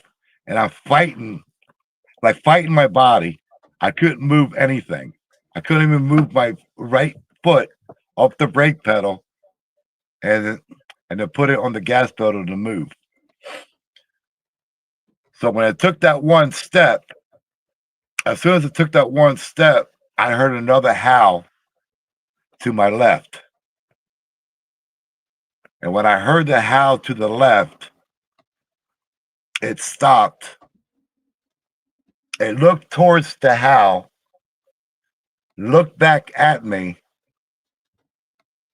and it took off like towards the other creature. And when it took off and I seen it run into the wood line, that's when I was able to move and I got the hell out of there. Instead of turning around and going back home, I was in another world. I was, I can't explain it, but I was like I was in another world, you know, because my mind was blown, you know what I mean? And I drove to the Delaware Bay. You know what I mean? I drove to the beach part, and I parked the truck. I left it running, and I smoked like 5 cigarettes back to back. And I was shaking, and I'm thinking, I knew what it was, but I'm saying to myself, like out loud, that can't be. You know what I mean? There's no effing way that was the Dogman. But I knew it was, but I'm saying to myself, there's no effing way that was the Dogman. And I'm smoking. I mean, you know what I mean? I'm smoking. So I finally kind of got like relaxed. And the thing was, I had to drive back through there because, like I said, it's one way in and one way out going down that that back road. You know what I mean? So, I mean, I was messed up for months. Now, Jimmy, this creature here, I've seen some people that want to know if it had glowing eyes. Yeah, the eyes were amber yellow. They were amber yellow. I told Daryl Denton that I estimated this creature to be about 8.5 feet tall. And the width of its shoulders, it was about 4 foot. You know what I mean? Wide. But this thing here was built. I gotta say, if you look at Arnold Schwarzenegger when he was younger, twice as big as Arnold Schwarzenegger. I mean, this thing was huge. He was bigger than my 8-foot guy that I've been gifting. Like, way bigger than him. I always said, because people always said, you know what I mean, when they see a Dogman, that the legs was like dog-like. I mean, like bent backwards. I didn't see that. When I seen the legs, it was like human legs, and the arms were like human, and it had hands. Like people always say, "Oh, you mean they got paws?" No, they ain't got no paws. What I seen was hands, and and when when I seen the hands, I did see claws. Now, this thing had a mane like a lion. Okay, you know what I mean, like the mane. You know, do you know how a lion has a mane? You know what I mean? Well, this thing had a mane like from shoulder to shoulder. And when I seen it running towards the wood line, I seen a little bit going down his back. I seen that. Never seen a tail. Everybody always asks me that. Did you see a tail? Never seen a tail. And you know how they say that every time somebody sees one, like it has the head of a German Shepherd or a wolf or anything like that? This thing had the head of a hyena. The head was hyena. Matter of fact, when I went home, I looked up hyena, right? Because I wanted to make sure that's what I seen. Like, you know what I'm seeing? And it was the head of a hyena. And it was just like that right there just ruined my whole year because I didn't go fishing no more. I didn't do my fall hunting. I didn't even do my winter hunting. I didn't even go in the woods. And every time I drove my truck and I had to go by the woods or something, I didn't even look into the woods. You know, like sometimes you're looking for deer. You know what I mean? I didn't even do that, man. I looked straight, and you mean I didn't even look into the woods. Serious. That right there messed me up bad. I mean, there was the 8 months. I mean, all my bow hunting equipment, everything I had was still in my basement. All my fishing equipment, all my guns, everything was downstairs. Like like everything was collecting dust. I wasn't going back into the woods. And I was like that for about 8 months. I mean, like I didn't go into the woods. You know what I'm saying? Like, So what happened was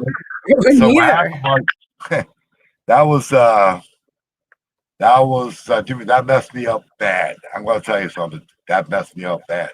I didn't know. I didn't know who to talk to. But then one time, somehow I got a hold of Josh, a mystery unknown, and I was telling him about my encounter with this Dogman creature, and I was telling him everything, and I was like, bro, So I did a podcast with him, and it wasn't a live; it was a recording. And so what happened was, I guess somebody got a hold of Daryl Denton, and I didn't at the time. I didn't know Daryl Denton, so somebody got a hold of Daryl Denton and said, "Yo, you better get a hold of this guy, because I think we got something here." I said, "This guy was some mysteries unknown with Josh, and this guy's legit." And this is what Daryl's telling me. Huh? Is your audio? Can you hear the audio, Kurt? Is this sound okay in your end? Yeah, everything sounds fine over here. Do you hear like a humming sound?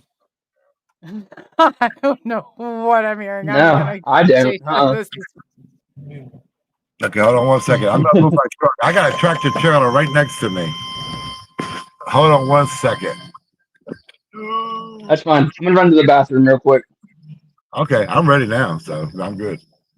I just moved. Okay. So how about now? Can you hear me better?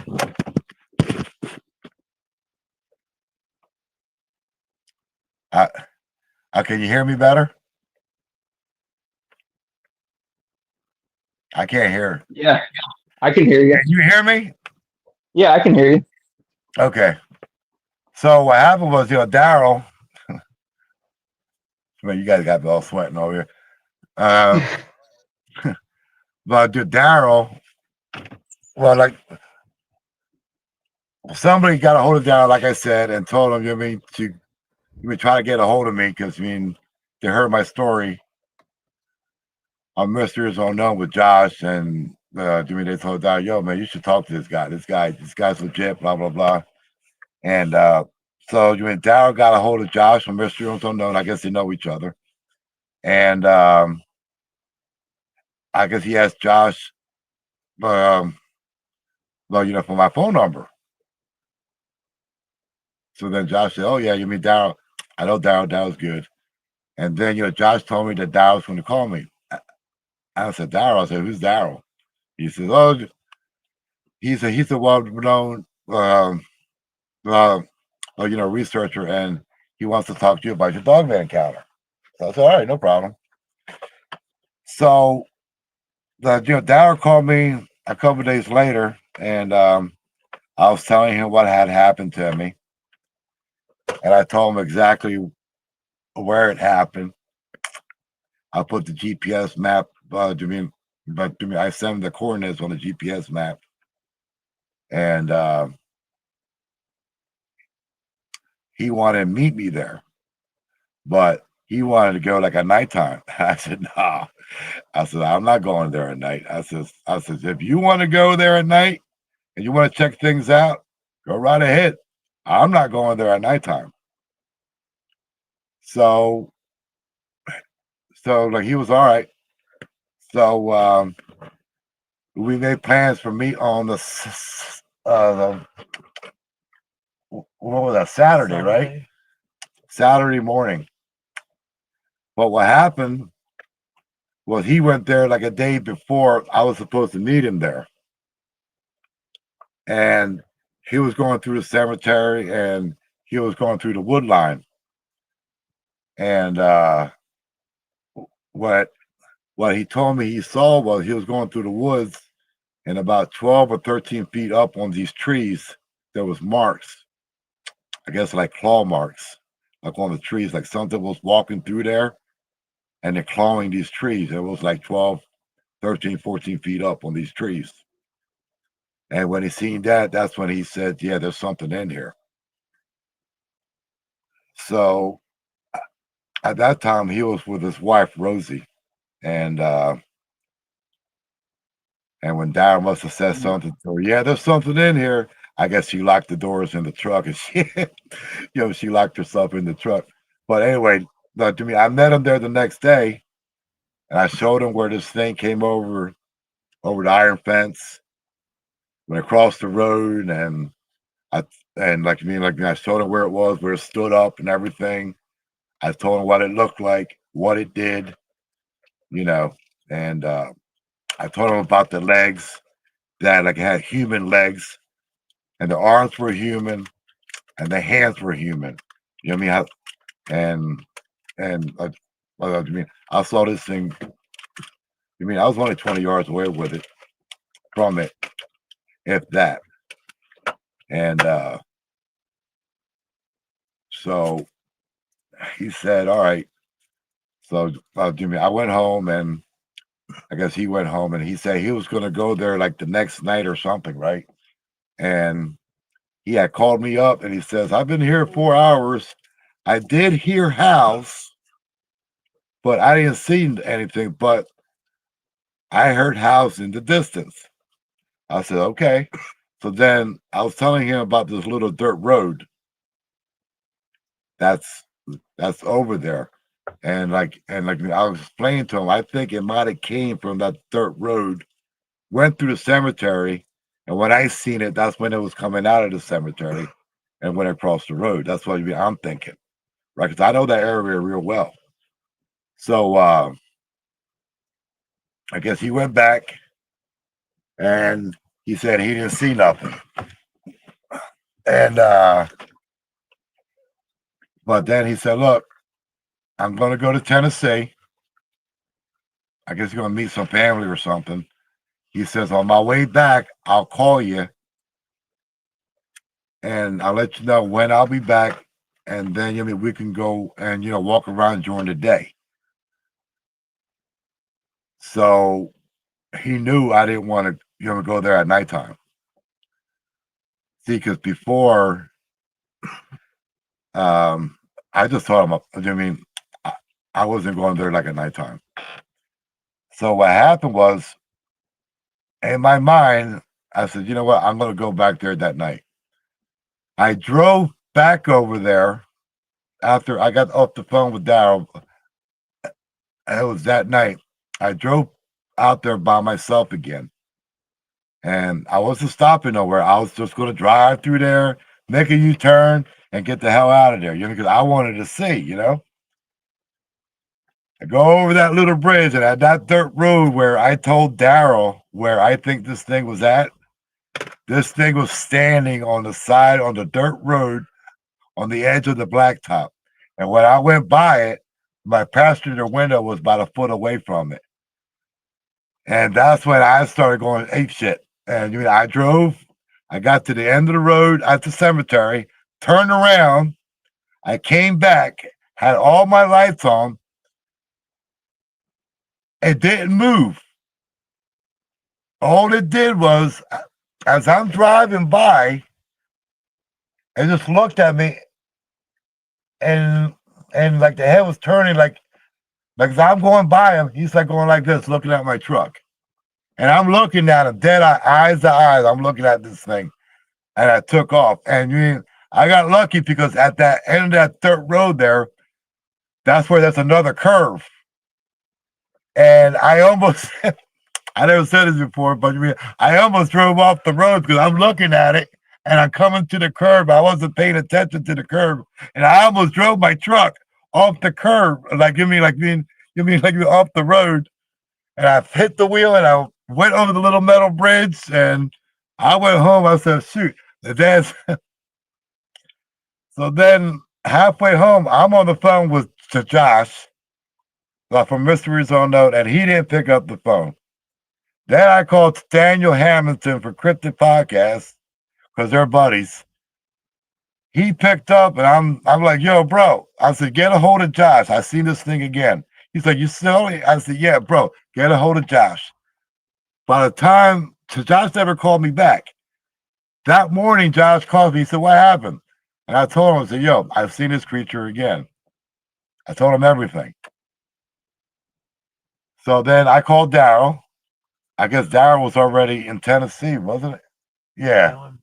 Or I guess he was coming back, or like he was getting ready to come back. I forget. But anyway, I called to Daryl and I told him what happened. He got all excited. I told him exactly where I seen it. It was on the dirt road where I told him about that dirt road.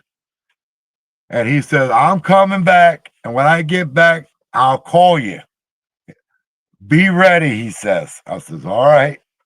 I said, I'm not going there during the night. He says, we'll go during the day. I said, okay. So then that night, when I got the phone with Daryl, I'm sitting at the house. I'm like, I'm thinking about this thing. I'm sweating. I'm like, I'm feeling like jittery, So my wife got the big crazy idea was she wanted to get her camera, and she was wanting to see if she can take a picture of this thing, if this thing would come out.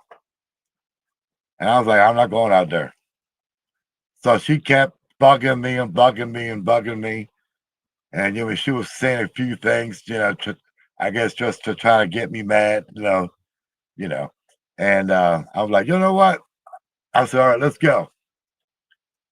I said, if something happens, it's your fault. This is what I'm telling her. Oh God. So yeah, because she was calling me the P word and all this other stuff. Come on, let's go. Stop being P. You know what I'm saying? Like, you know what I mean? And I'm like, now she started to piss me off, and I'm like, all right, let's go. So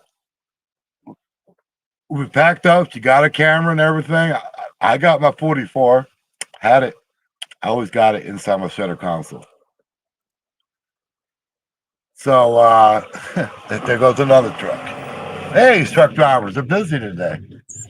So we went down there. We stopped at the Wawa, got our coffee, got our snacks, got everything. I says, I'm going to spend here a couple hours. I said, Jimmy, this is what you want? That's fine. So, because I was still pissed. So like we got our snacks, got our coffee, got everything, sodas and all that, and we went down there. I pulled into that dirt road where I seen that creature. Pulled into the dirt road, and I'm looking at her. I get my gun out the center console. I put it like me on the center console. I pulled up halfway down this dirt road. I parked on a shoulder, and I guess the passenger door was up against the wood line. The woods. And like, my truck didn't have air conditioning. Remember, I told you my truck don't have air conditioning. So I have put all the windows down. So now, Miss Brave Girl over here, now she didn't want to sit on the passenger side because it was too close to the woods. Now she wants to sit on the driver's side. You know what I mean? Because she didn't want to be no parts of the woods. I'm like near the woods. So it's all right. So we switched spots. I went on the passenger side, and she went on the driver's side. She's got a camera in her hand. She's looking. And like every so often, we're turning on the off-road lights on and see if we can see anything. Nothing. I didn't see no deer. I didn't hear no coyotes, because you usually hear coyotes and stuff. A lot of times I can hear the foxes. You know what I mean? Mhm. And but we didn't hear anything. I see no deer. We didn't see any critters. We didn't hear no crickets, no frogs. The woods was quiet. And this is where I always said where my mistake was. Me being a woods guy, being a bow hunter and everything, I should have known when the woods are that quiet. I should have known there's something there. Oh yeah, Okay, yeah. When you can hear the crickets and you can hear this, yeah, you're everything's right. good. Now, I should have known better. And still to today, I still kick my ass over this because I should have known better. When the woods was that quiet, I should have known that there was something in there. So I'm still on the passenger side. I'm on YouTube. I'm on Facebook. You know what I mean? Mhm. Sitting there a couple hours. And what time was it? Around 10, 11 o'clock at night, right? Mhm. This one had to go pee. So I said, listen, we're a half hour away from any store.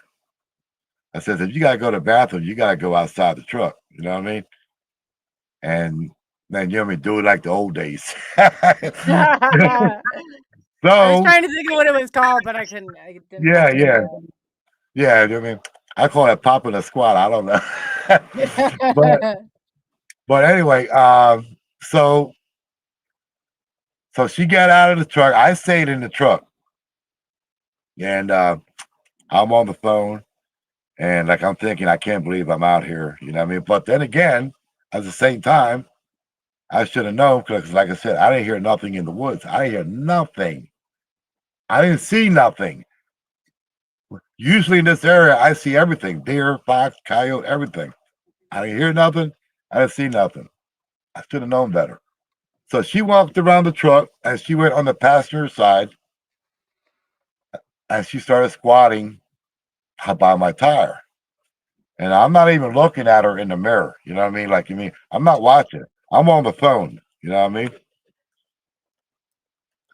All of a sudden, I hear a screaming bloody mortar. And I still didn't look out in the mirror. I opened the door. I grabbed my 44. When I turned around and I looked, this dog man had her by the arm and was dragging her down this dirt road. Now, she was peeing, so she didn't have her pants up. So her pants were by her ankles as this thing was dragging her down the road, Oh my God. right? Because she was peeing. Do you think that it was that part of it, like a smell? I don't know. Well, it just I think this thing knew my truck. I think it knew me, and I think it wanted to piss me off because it made it personal. So when I jumped out the truck and I saw this thing, I says, I didn't even think. I cocked my gun and I shot it. And like the first shot, I shot him on the lower back. And then the second shot, I shot him again, and he didn't flinch. I need to wire my battery get ready to die. So he didn't even flinch. On the third shot, that's when he flinched a little bit. And then when I shot him again the fourth time, that's when he dropped my wife because I shot him like on the lower bottom of the neck. Mhm. And when I shot him there, that's when he let my wife go. And hold on a minute, I'm gonna hook up my wire. I let my wife go, and it took off into the wood line.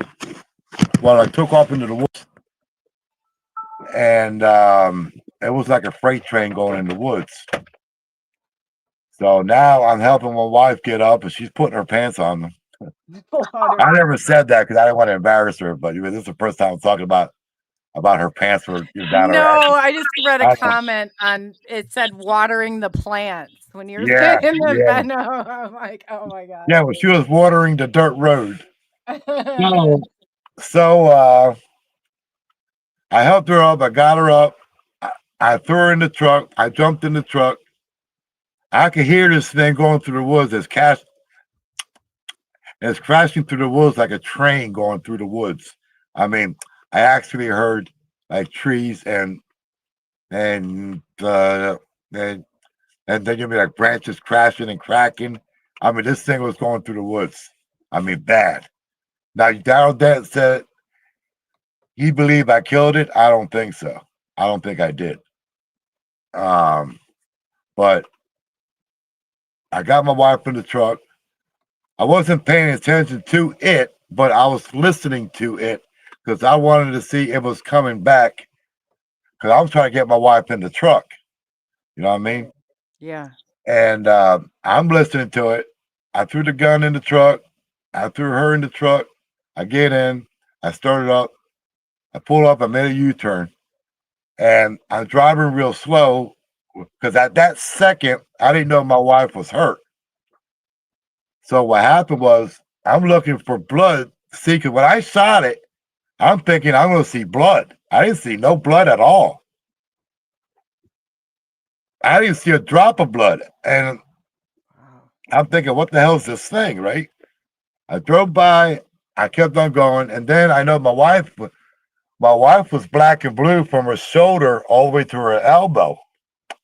Right? Because she was, right? I mean, you were black and blue up for what? Wow. Almost a month. But the crazy part was that she couldn't move her arm. So I thought that she had a broken arm. So now I'm going to take her to the emergency room. You went to the ER at the hospital in Violent. I took her in there, and we wasn't even thinking. I took her in there. I signed her up. You know what I mean? You know, when you go to the desk emergency room, you give their information, all that's the name, the age, and all that. Yeah. I guess the nurse on the counter was like, well, what happened? Right, because they started looking at her arm, and it was black and blue. Oh no. They're looking And at you could you, I'm look. sure too. Now, yeah, see, now they're looking at me like I did something. So when they said what happened, I looked at her, and she looked at me, and we didn't know what to say. Fell down the stairs. Yeah, I mean, Well, what would you say? Well, that's what she said. She said she fell. Oh, But the way her arm was bruised, it didn't look like that. You know what I mean? Like, give me like if you fall, you're gonna hit your elbow or something. I don't know. You know what I mean? But they did X-rays on her and stuff, and the doctor came out and said, "All right, what happened?" And I didn't say nothing. And she said she fell. And he looked at me. Oh, He geez. looked at me like I'm an abuser. We're gonna lock him for your protection and for ours. Luckily, he didn't call the cops. I'm glad he didn't call the cops because what are we going to tell the cops? Yeah, my wife got attacked Come up with your cover by a story creature. quick. Yeah. Yeah, I know. So we went home, and I had to try to straighten her out because she was scared, crying, all that stuff, and she got back in the truck, and I don't know, well, because she saw the gun. I don't know if she saw the truck, but she started crying, being all nervous, and she said, she didn't want no parts of nothing. I mean, I says, and then, I'm arguing with her at the time, headed home. I'm arguing. I says, you wanted this. I told you. You know what I mean? So, you know what I mean? I told you I said to her, I said, Next you time wanted you'll this, teach didn't me you? better. Yeah. Oh my I said, God. you wanted this, you got it. I said, because I told you, you know what I mean? But so I called Daryl and I told him, and he was like, what? And I said, no, see, because when I called Daryl's on his way back from Tennessee. And I called him, I said, yo, I shot this thing. He said, you did what? I said, I shot this thing. I said, they attacked Tammy, and I shot it. And then he was more worried about my wife than what I did to this thing. And I guess he kept asking, well, like, your how's Tammy doing? I said, she's not doing good, bro. I don't know what to do. I said, Jimmy, she's crying. I said, she don't want to go outside. I mean, she's not eating. She's not doing anything. She's just sitting there. Do you remember what Daryl said last time when you were on the show? Yeah, I couldn't even believe it. You guys have the morbid sense of humor. He's like, man, but I'd never let my lady go walking by herself. And I was like, oh, man. Well, she did walk. All she did was walk around my truck, and she popped the squat by my tire. I'm sitting right, you know what I mean? It's like I said, I didn't hear nothing. Now, my question to my wife was, because we were still arguing. Right? Oh, my God. No, yeah. Yeah, because we were still arguing. I said, no, I said, you're by my tire, squatting, and you didn't hear this thing coming? And she said, I didn't hear nothing. And then after 4 or 5 times of me asking her the same question, she said, what about you? Did you hear it coming? I was waiting for that. I didn't hear nothing. Like, this thing just came out of nowhere and just grabbed her. Man. Dude, I'm serious. I mean, oh, God. Look, I'd be traumatized too. I don't blame her. I mean, that's she's still traumatized. She's right here. Now, look, I'm in my service truck because I had to do like a roll call before I got on the show, and luckily it was just Jimmy. It was a jump start. One of the refrigerated trailers, the batteries went dead, and I guess they couldn't start it, so I went to jump start it. She's in my truck right now because she doesn't want to stay home by herself. I don't blame you, girl. I don't blame you. So, oh, God, no. And we both smoke, but like, we don't smoke in the house. Right? We don't like smoking in the house, even though we smoke. But like, if she gets up 1 o'clock in the morning and she wants to light up a cigarette, like, she'll wake me up. Now, you mean I'm up all hours of the night anyway, because I'm always getting phone calls from roll calls. But I'm up all hours of the night anyway. But like, if I'm sleeping and like, if she wants to smoke a cigarette outside, like on the porch, and it's 1, 2 o'clock in the morning, she'll wake me up, and I have to go with her to go smoke a cigarette. She won't go smoke by herself at nighttime, even on our property. You know what I mean? So don't blame her. Yeah, but yeah, that's but I mean, that made it personal. I was more angry now. Now, when I first saw this thing, I was scared. You mean I was like a little kid. I was like a little sissy scared. But when that happened and I shot it, something in my mind and in my heart That's that that but something just turned on in me. Now it's like I have no fear of this thing. I would just want to kill this thing. I bet. That's all I want to do is I want to kill this thing. I know a lot of people say, "Oh, you can't shoot." No, sorry. If it's the Dogman, if I see it, if I can shoot it, I'm going to shoot it. And next time it's going to be all headshots because, like Daryl says, he thinks I killed it. I don't think I did because the way like that thing was crashing through the woods, I don't think I killed it. Now, Jimmy, that was with a 44 and at 240 grains.